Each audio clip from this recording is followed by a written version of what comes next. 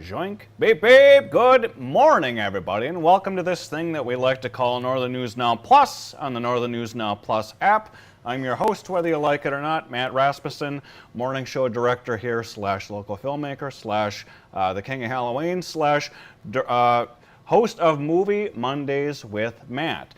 You might notice I'm dressed up in scrubs today. Why is that? Because the flick of the week today is 28 years later, The Bone Temple. More specifically, I'm dressed as the character Jim, played by Cillian Murphy in the original 28 Days Later. And there's a little bit of a reason leading into the new one here as well, which we'll get to in just a minute. Also, happy National Popcorn Day today, everybody. We covered a lot of popcorn-related shenanigans this morning. Another big note, it's also MLK Day today. So, a lot of amazing things going on this, the day of 28 years later, the Bone Temple, which is, strangely, this is episode 28, doing 28 years later. Weird. Didn't expect that, didn't plan that. That's just kind of how it is. So, we have a few fun things to talk about here today. But before we get to all that fun stuff, let's jump into the box office figures. First and foremost, and just get that stuff out of the way more than anything. So, let's jump into it, shall we? Joink. Mic is up, boink. All right, there's the mic. So, starting with number 5, Marty Supreme and Golden Globe winner Timothy Chalamet ping-ponged back into the top 5, earning $5.5 million. Then The Housemaid fell to 4th place, dusting off $8.5 million, starring once again Sydney Whitty. Then Nothing Dysfunctional About Zootopia 2, this animated sequel, made $8.8 million for a 3rd place and a domestic total of $393 million, still Disney's highest grossing thing ever. Then, here we go, 28 years later, The Bone Temple, despite great reviews, it opened only in 2nd place with $13 million, which was a little below expectations, but who cares? It was enjoyable, it was fun, I'll get into that in a bit. Then lastly, Avatar, Fire and Ash, still number 1 for the 5th straight weekend, grossing $13.3 million for a domestic total of $367 million. Yay, good job, good on James Cameron for keeping this going. We are here to talk about this one. There's Voldemort there, if you all recognize Voldemort from the Harry Potter movies. There he is, he's the lead of this new reign of 28 years later movies. We're going to go back to Cam now. Joink. Okay, so 28 years later, The Bone Temple. Let me catch you up to speed a little bit and do a little bit of a franchise recap so we know how this is in place with everything. It's kind of a confusing one with how this franchise is structured. So first and foremost, we have it doesn't begin with 28 Days, the one starring Sandra Bullock. That is not part of this franchise. 28 Days Later is part 1. Came out in 2002. Then, in the UK, 2002, 2003, in the US here. Then part 2, I believe, was 2007. That was 28 weeks later. Then, you'd think naturally part 3 is 28 months later, but no, that's not the case. We did not get a 28 months later, unfortunately. We didn't get a new one until just 28 weeks ago, which was 28 years later. Yeah, it was about 28 weeks since the previous one came out, and I was just thinking that one is so fresh, I don't even need to rewatch 28 years later. And now that leads into this one, which is part 4, which is also like part 2 of this new trilogy of these 28 years later movies called 28 Years Later, The Bone Temple. So, that brings us up to where we are here. Let me just kind of recap the story leading up to now. So, starting with 28 Days Later, back in 2002, this film, revolutionary in many ways, directed by Danny Boyle, who, as far as I'm concerned, reinvented the zombie genre, period.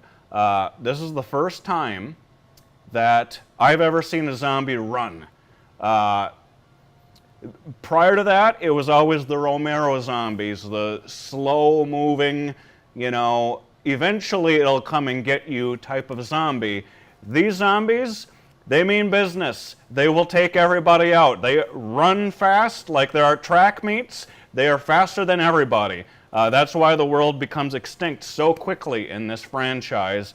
They run solely on rage, and it's called the rage virus. And you can call them zombies if you want. Some people don't. Some people just say they're infected. They're just people infected with a virus. Fair. Regardless, they're going to eat you. That's the whole thing. So that's why they're categorized as zombies.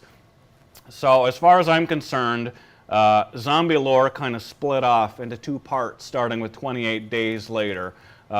Prior to 2002, you have your Romero zombies, which are in Night of the Living Dead all the way up until kind of the Night of the Living Dead remake in 1990, and then a little beyond that. Then you have these Boyle zombies, I call them, starting with 28 Days Later.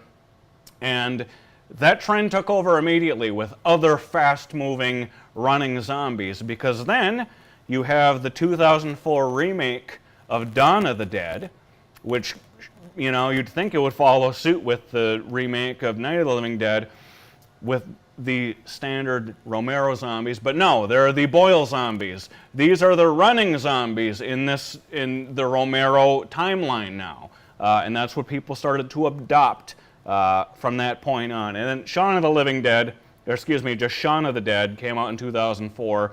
That had Romero zombies as well, but that was in development long before all this other stuff happened. So, now you have your two classes of zombies, and it's always fun to differentiate which one are you dealing with.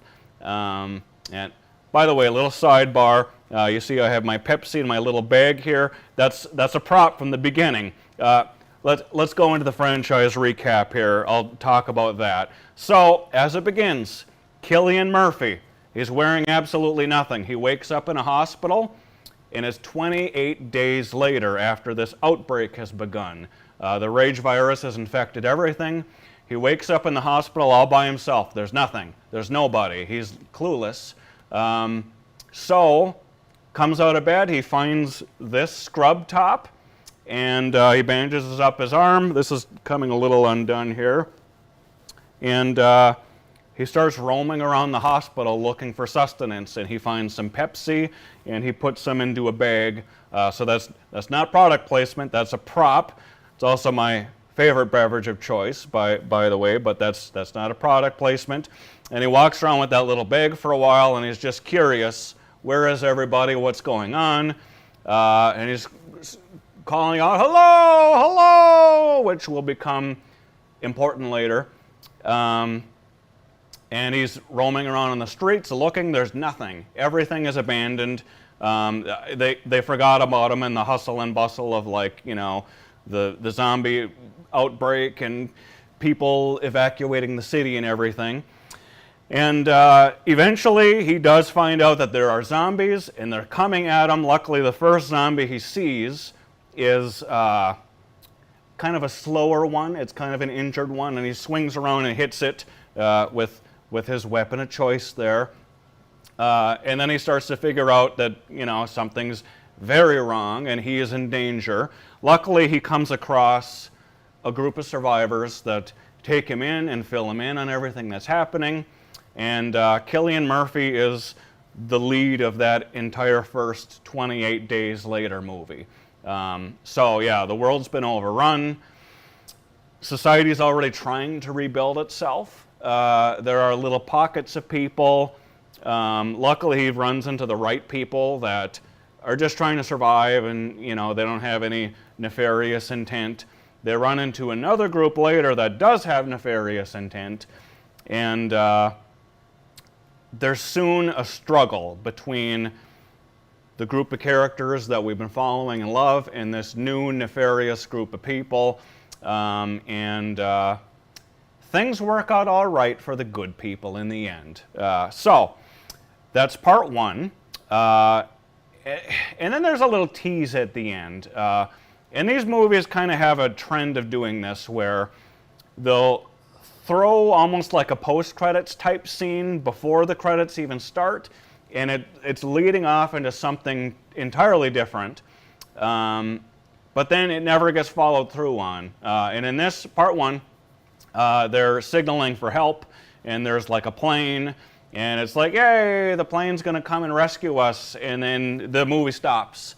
And that's it. That's the end of that story. And then it moves into 28 Weeks Later, which came out several years later, and it totally abandons that whole thing. It's a different story altogether. Danny Boyle was involved, but he didn't direct 28 Weeks Later. So a fresh story. In this part 2, it's like the virus has been eviscerated. They have found a way to cure it, and life begins to continue. They're rebuilding everything, but they find 1 or 2 survivors that are able to, I guess, have the virus in them. They're able to carry it, and that's good and bad. That means they can infect somebody, but that also means they carry the cure for the virus as well. And that's kind of the whole thing here. And it's just a race against time with these new characters, and again, there's a little tease at the end that's going to lead into another story, but that doesn't happen. It's abandoned altogether. And then that's the end of part 2. Jeremy Renner's in that one, by the way, too. I love Jeremy Renner. So then nothing happened from 2007 until basically now, when 28 Years Later came out. And when that came out just a few weeks ago, I was very excited to see it. I was a little disappointed because of the scope of how gigantic the first 2 movies are. It's the whole world. It shows you what's going on in all these different countries and everything.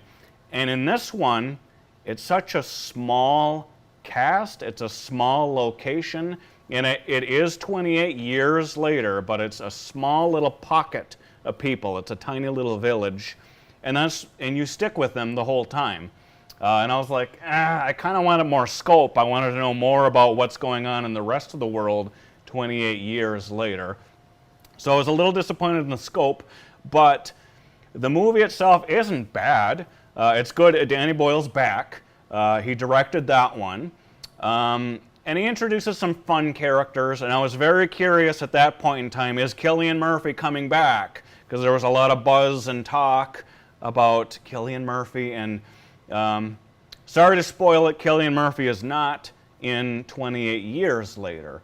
So that was unfortunate, but we heard that maybe he'd be in a further installment. So, and they set some fun stuff up that does become important in the new one. So they have this big new alpha rage zombie that's running around, and like he's unstoppable, and he pretty much leads the rest of his pack of zombies. And then there's new survivors that you get to know and love, and there's a child that's a part of that group, and he becomes important in the next chapter. And so for the first time, they actually take characters and events in the straight up story and carried it over into the next one. So if you're going out to see The Bone Temple, definitely watch 28 Years Later first. There's a lot of setup that you're going to need to know about, and there's not a cute little recap to get you into it.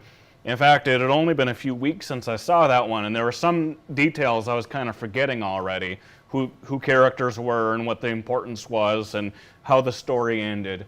But, you know, it all started coming back to me as this one moved on. So that'll take us to 28 Years Later, The Bone Temple. And thus concludes that franchise recap up until now. So before I get into that one and my thoughts on it, we're going to toss to break here for just a minute. We haven't done that in a hot second. So going to go to break. When we come back, I'll tell you all about 28 Years Later, The Bone Temple, and I'll talk about some other things, a little weekend recap, and then I'll talk about what's coming up next week as well. So bear with me during this break. and I'll see you folks in just a minute. Joink.